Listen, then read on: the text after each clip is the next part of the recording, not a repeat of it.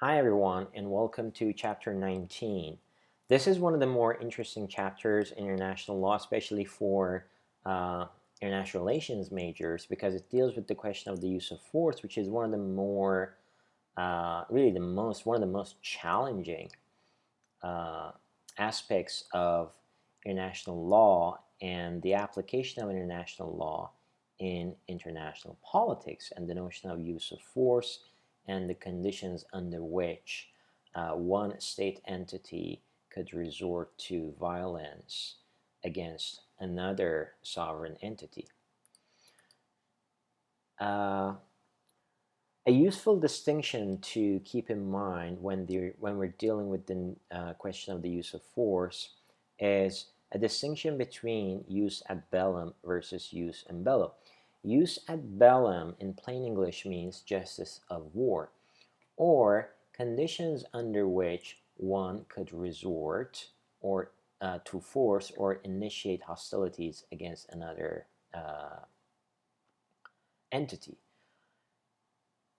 Whereas jus in bello, or justice in war, deals with the justifiable or permissible ways and means of using violence.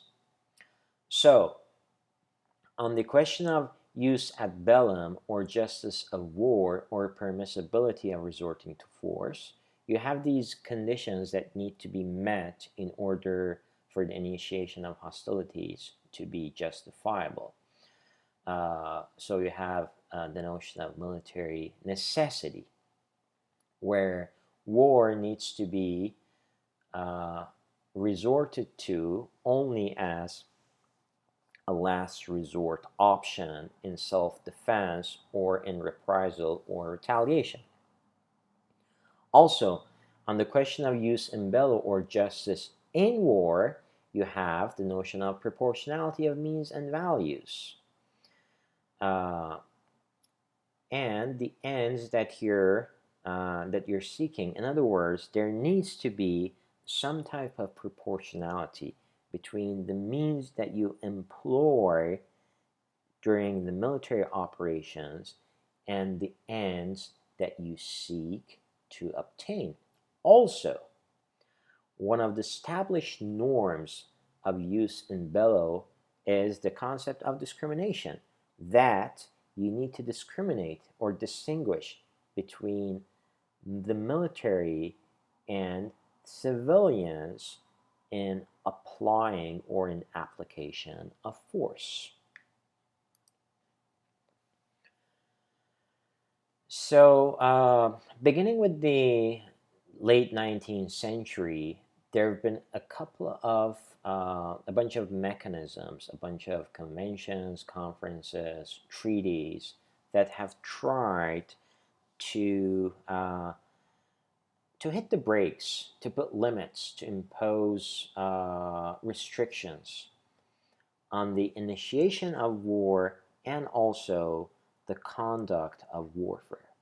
This begins, you could argue, in earnest in 1989 and continues in 1907 with the two famous Hague conferences.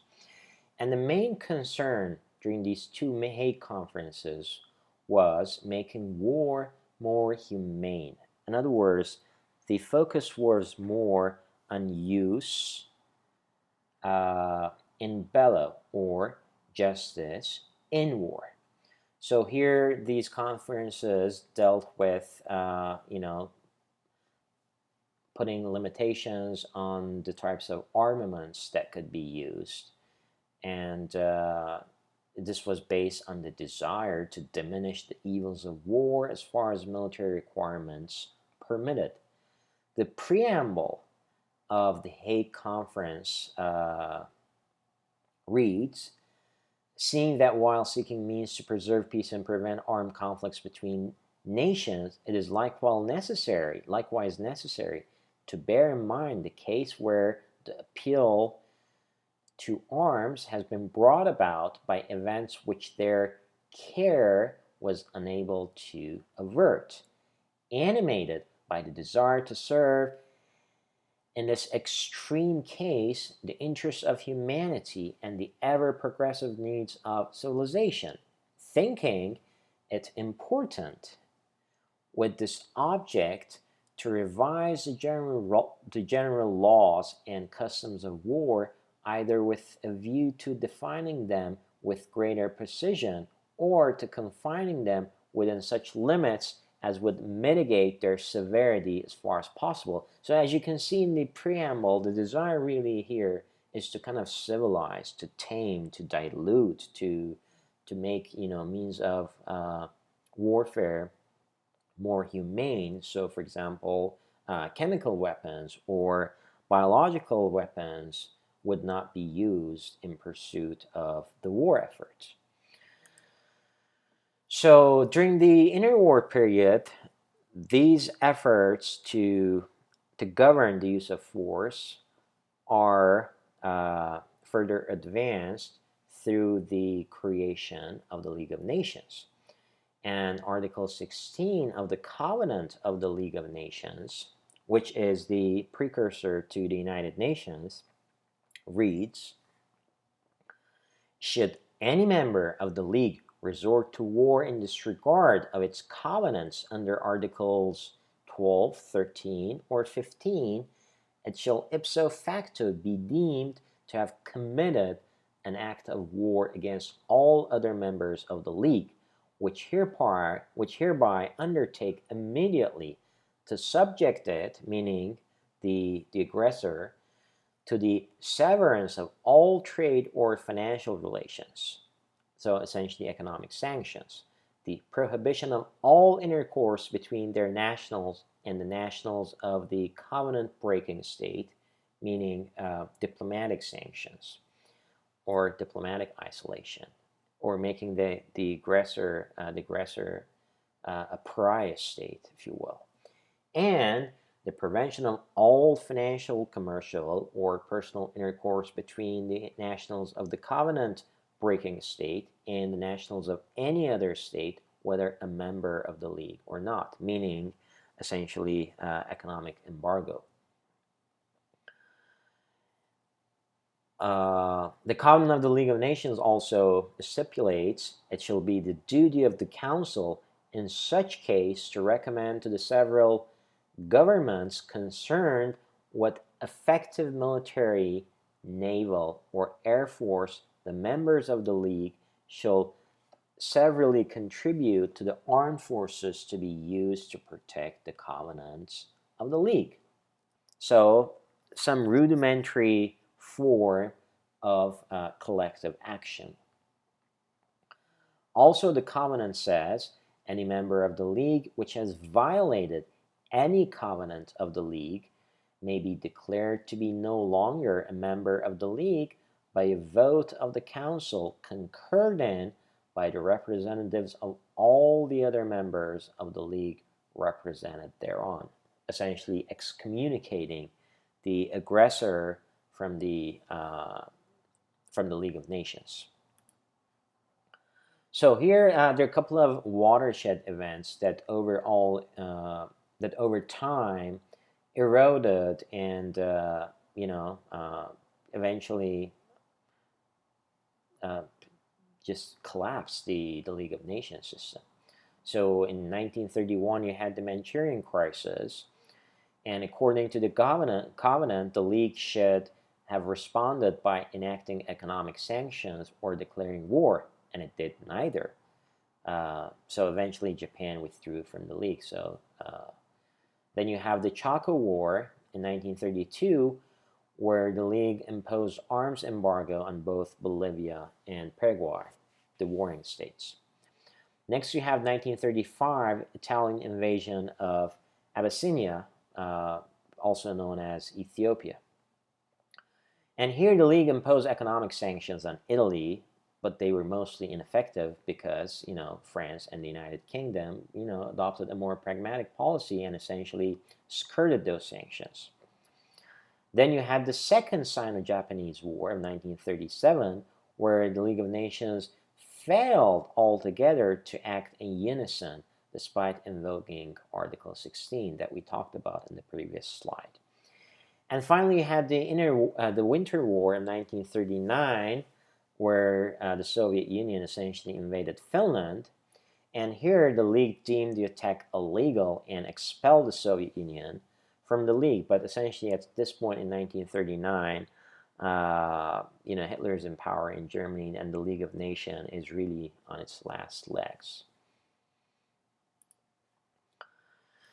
During the interwar period, you also had this Kellogg-Briand Pact of 1928, which is, in a sense, a paradigm shift, a revolutionary document in the entire history of international relations.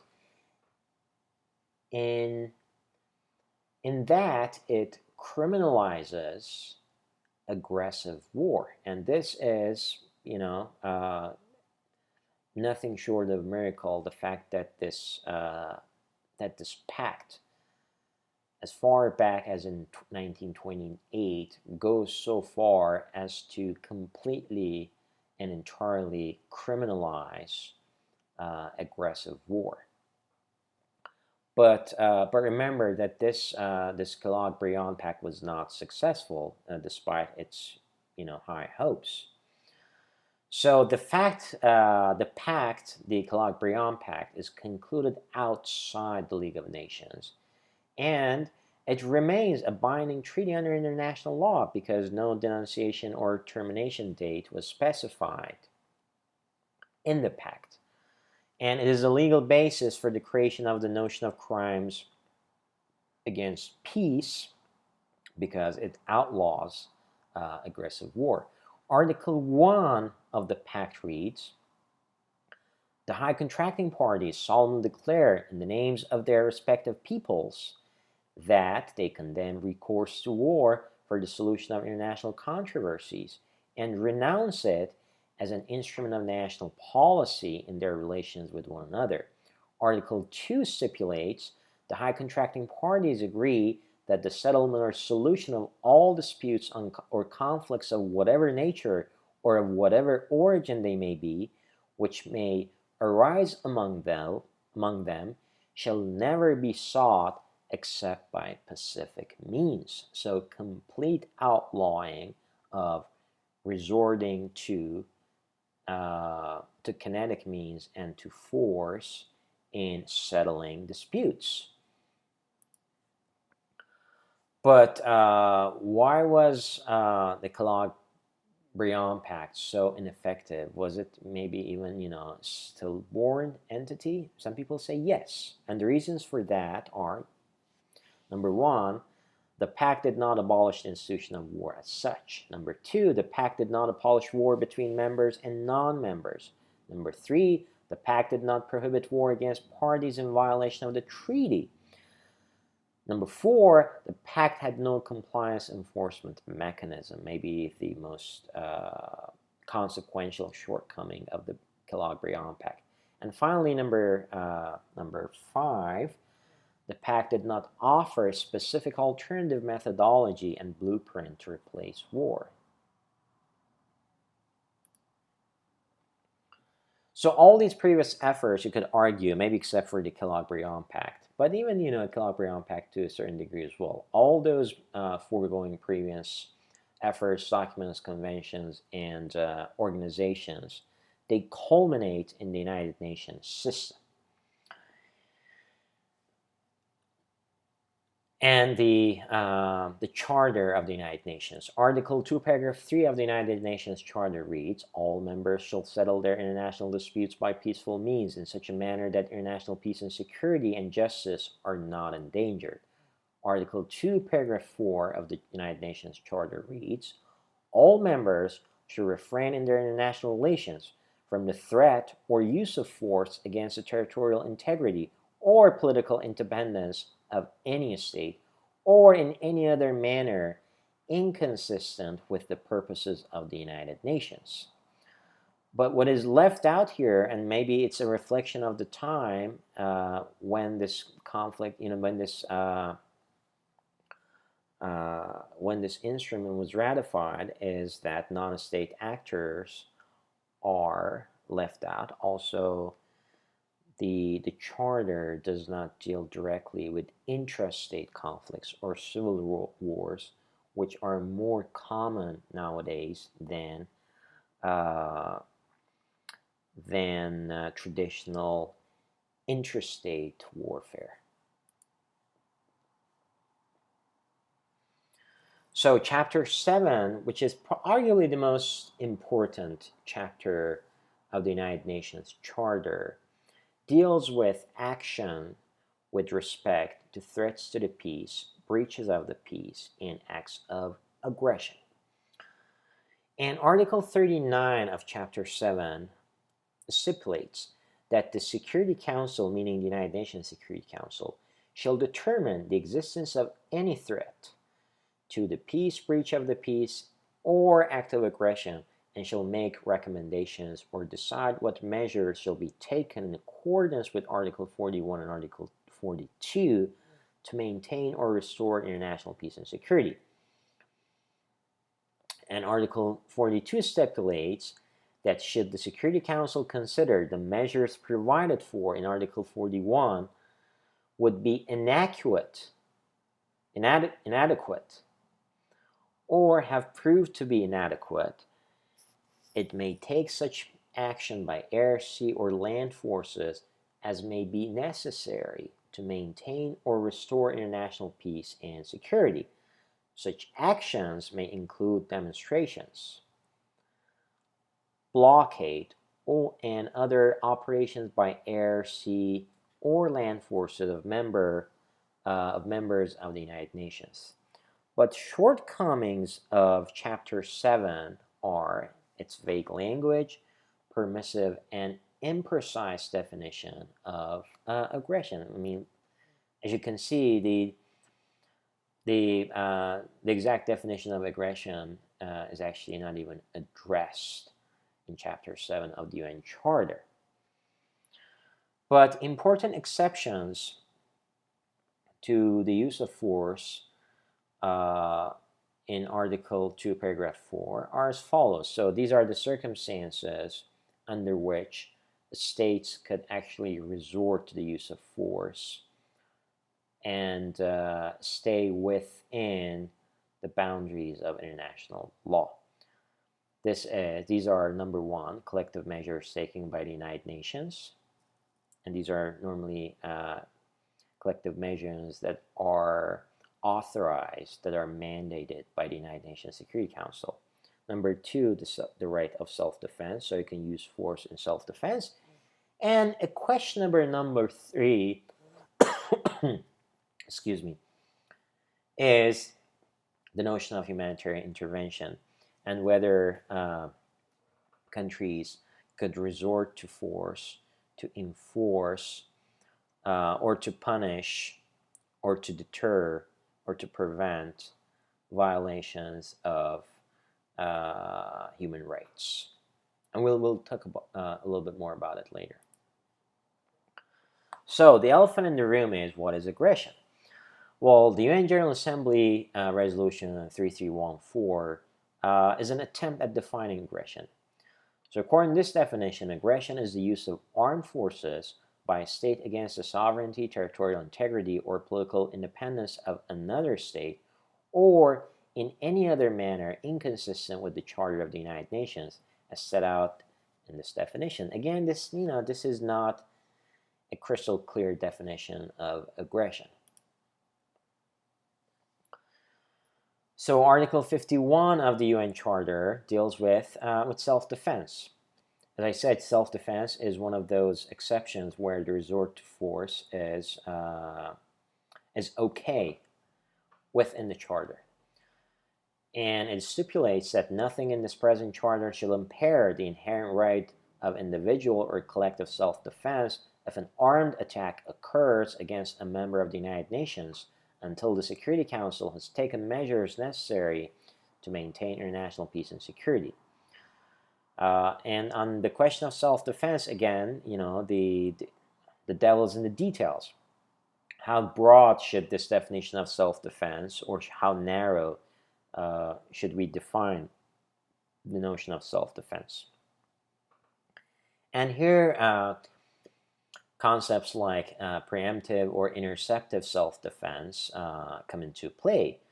And the agreed test in customary international law for the application of preemptive / interceptive self-defense is the so-called Caroline test, which implicitly okays and greenlights interceptive self-defense if this threat is instant, overwhelming, and leaving no choice of means and no moment for deliberation.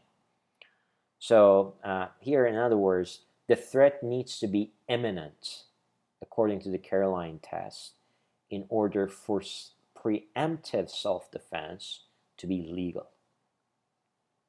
How about anticipatory or preventive self-defense? This is an area where, where we're getting into gray area of international law. Some people have argued, for example, that the 2003 war against Iraq by the United States was a case of anticipatory or preventative self-defense and not interceptive or preemptive self-defense. So in anticipatory or preventive self-defense, you essentially initiate hostilities before the threat has matured, before the threat has become imminent.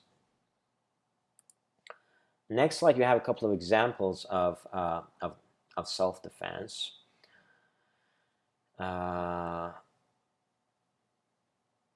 So one example was the 1998 cruise missile strikes in Afghanistan and Sudan during the Clinton administration. You also had the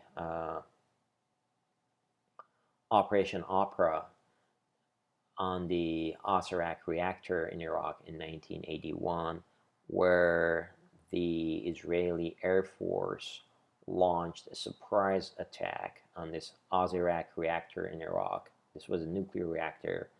This was supposedly a research nuclear reactor that was under construction. And finally, you had Operation Enduring Freedom in 2001 that marked the beginning of the global war on terrorism. So some people have argued that Operation Enduring Freedom was compatible with the notion of self-defense.